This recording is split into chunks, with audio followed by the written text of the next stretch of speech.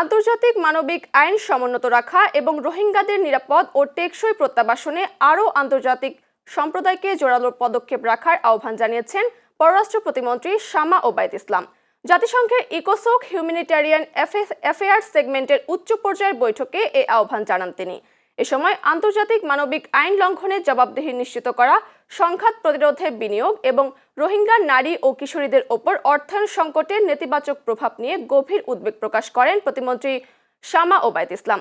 পাশাপাশি নারী ও কিশোরীদের প্রযুক্তি নির্ভর হয়রানি মোকাবেলায় একটি বৈশ্বিক প্ল্যাটফর্ম প্রতিষ্ঠার আহ্বান পুনর্ব্যক্ত করেন তিনি। অনুষ্ঠানের ফাঁকে প্রতিমন্ত্রী ভিয়েতনামের উপপররাষ্ট্রমন্ত্রী ডক্টর নগুয়েন মিন ভুর সঙ্গে সৌজন্য সাক্ষাৎ করে দ্বিপাক্ষিক ও বহুপাক্ষিক সহযোগিতার জোরদারের বিষয়ে মতবিনিময় করেন।